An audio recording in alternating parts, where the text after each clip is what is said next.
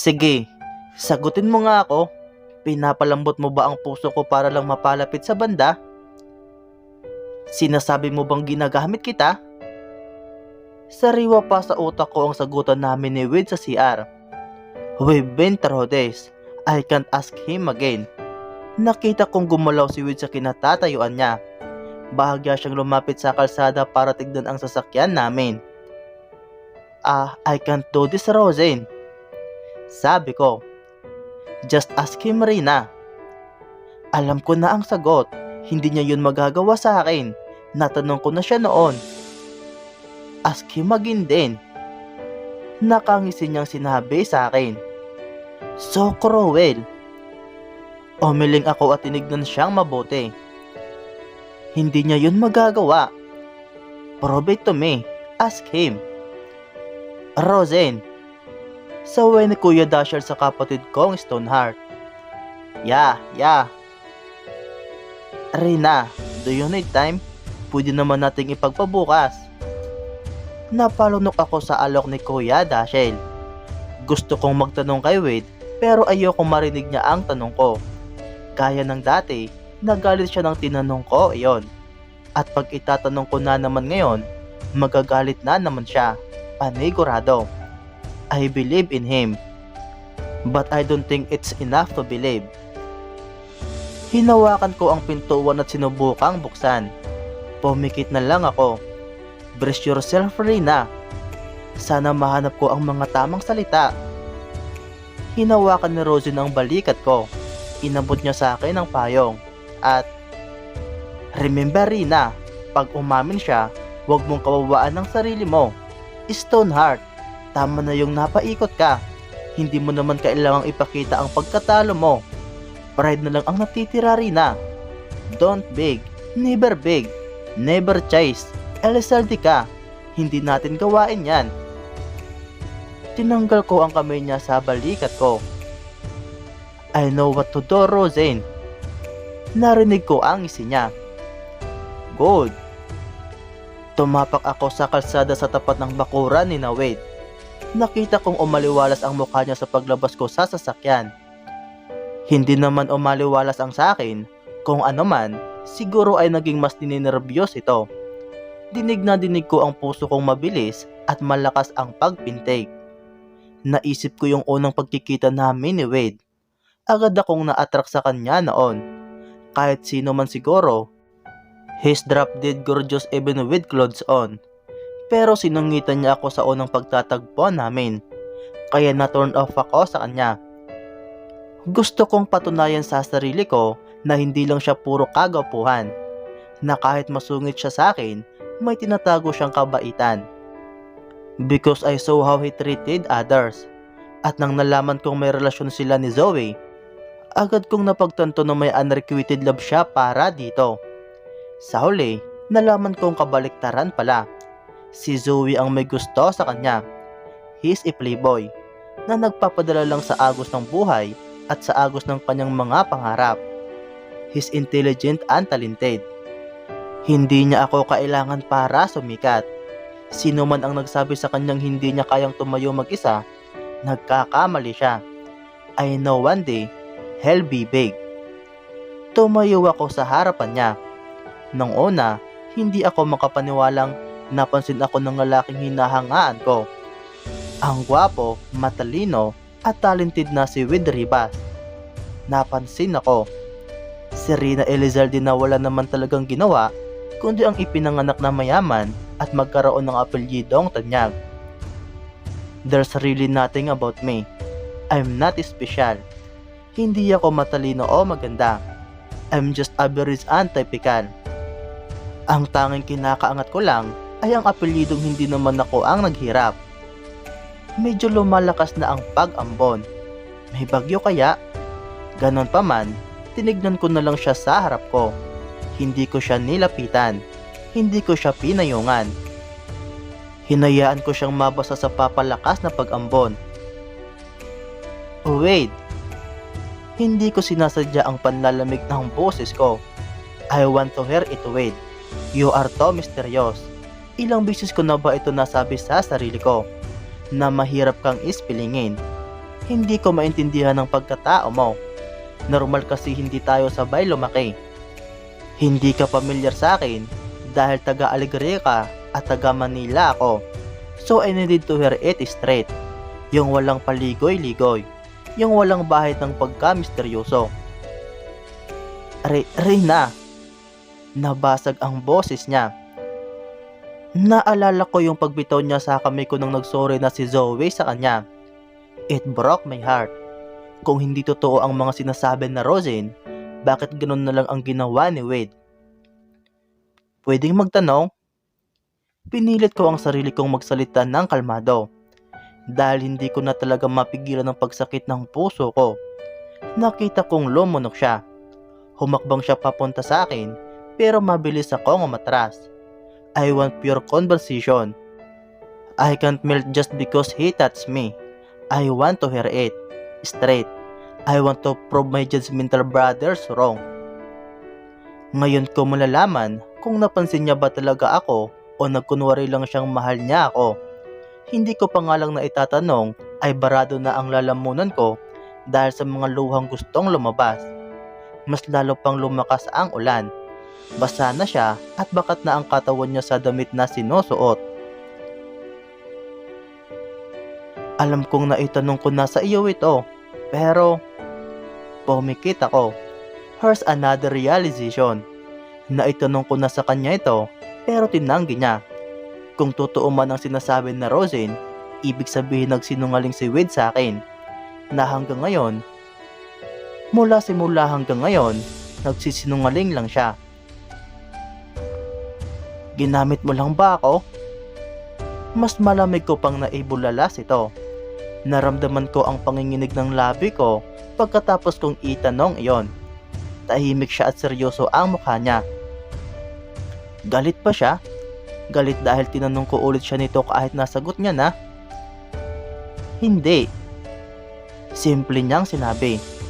Bahagya kong binuksan ang mga labi ko para pakawalan ang hinagpis. Damn, I'm right. Rosin's wrong. Thank God. Gusto kong ngumiti at magsisigaw sa saya. Pero may isa pa akong tanong. Pinagplanuhan niyo ba ni Zoe ang paikutin ako? Hindi gaya ng naunang tanong, hindi siya agad nakapagsalita. Lumakas ang ulan at sigurado akong hindi ko maririnig ang hindi niya ngayong malayo ako sa kanya. Nilapitan ko siya para payungon at para na rin marinig ng diretso ang pagtanggi niya. Pahakbang na ako nang sinagot niya ako ng oo. Natigilan ako. Sandali lang, guni-guni ko ba iyon? Nakita kong lumipad ang paningin niya sa mga mata ko. Oo. Inulit niya ang walang pag-aalinlangan. Tinakpan ko ng palad ang bibig kong nakaawang na ngayon. I can't believe it. Kusang tumulo ang mga luha kong kanina pa nagbabadya. Really? Nabasag ang boses ko.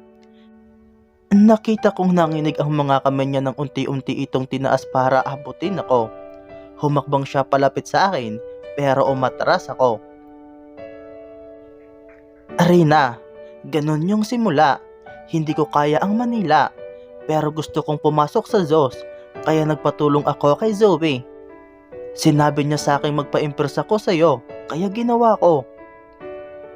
Pinaikat mo ako? Nanliit ang mga mata ko at damang-dama ko ang init na nanggagaling sa puso ko dahil sa sobrang galit. No, Reyna, hindi ko magagawa iyon.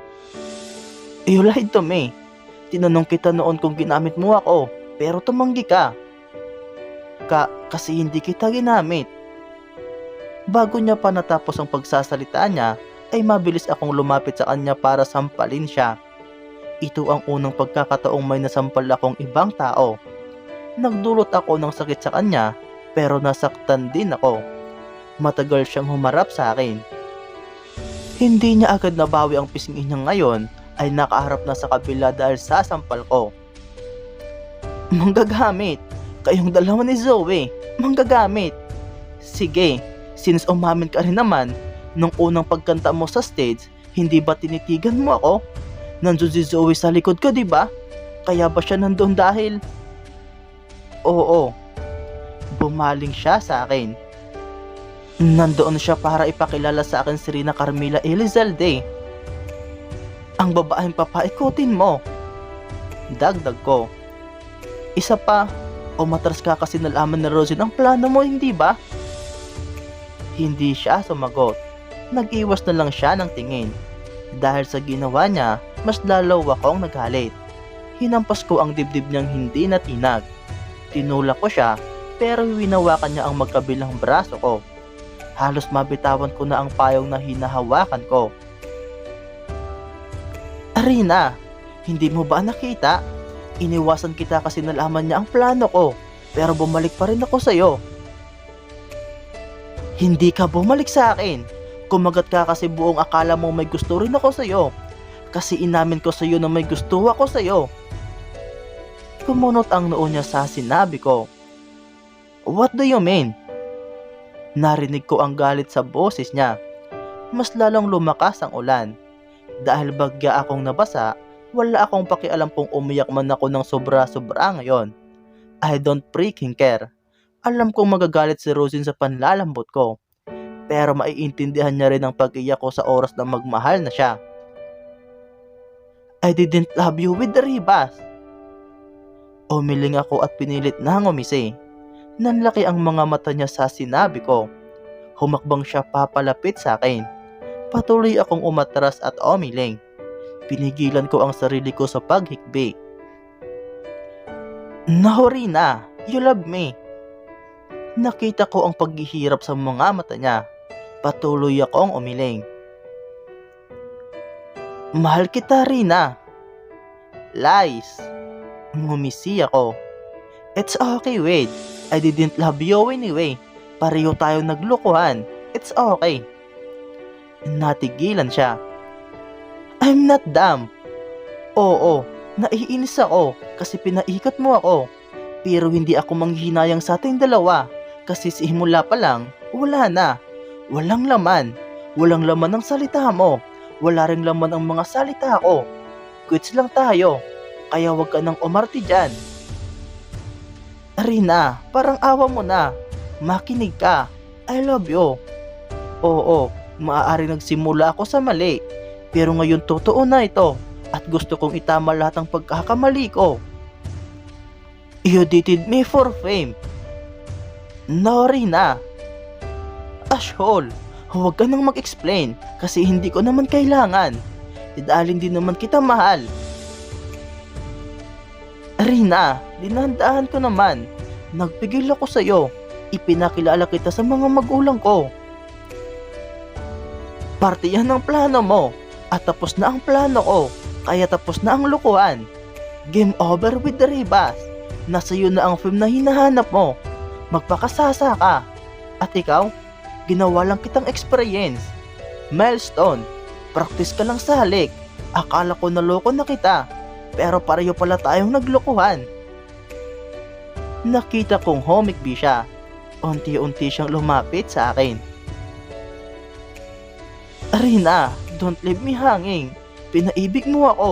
You made me fall hard and fast. Huwag mo namang bawiin ang lahat. Hindi ko binabawi kasi simula pa lang wala akong binigay. Matapang kong sinabi iyon sa harap niya. Kahit nakitang-kita ko na ang pamumula ng mga mata niya. Tinakpan niya ng mga palad niya ang kanyang kaliwang pisngi at mata. Pumikit siya at nakita ko ang marahan na paghikbi. Please, Rina. Dumilat siya para harapin ako.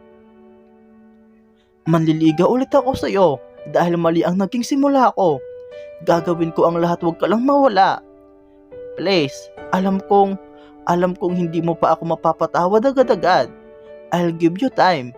I'll wait. Hinawakan niya ang kamay ko. Hinawi ko ang kamay niya at umatras sa kanya. You got your fame. Ngayon ako naman, Wade. Let's end this stupid game. I'm done with you. Minahal kita. Kunwari. Tulad ng pagkukunwari mo sa akin. We're done. Tinalikuran ko siya pero mabilis at malakas niyang hinatak ang braso ko. Please, Rina. Mabilis at sabik niyang binalot ang labi ko ng maiinit na halik. Ramdam ko ang buong kaluluwa niya sa halik na iyon. Niyapos niya ang pisngi ko ng kanyang mga palad. Malamig ang kanyang kamay, pero mainit ang pisngi niya. Hinawakan niya ang baywang ko. Dilat ako pero nakapikit siya. Nanlaki ang mga mata ko nang nakita kong kahit basa na ang pisngi niya, ay may luha pa rin lumalabas sa mga mata niya. Arina, will I get you to stay if I kiss you like this? Nabasag ang boses niya at hinarap niya ako. Mapupungay ang mga mata niya pagkatapos ng halik. Nalasing ako sa halik niya. Tulad ng dati, walang kakupas-kupas. Mahal na mahal ko talaga siya. Pero walang hiya, pinaikot niya ako. Tama si Rosen, I'm an Elizalde. Maraming magkakainteres sa akin dahil sa yaman na dala ng pamilya ko. Ayokong manghusga, lalong-lalo na kay Wade. Hindi ako nanghusga, siya mismo ang nagsabi sa akin.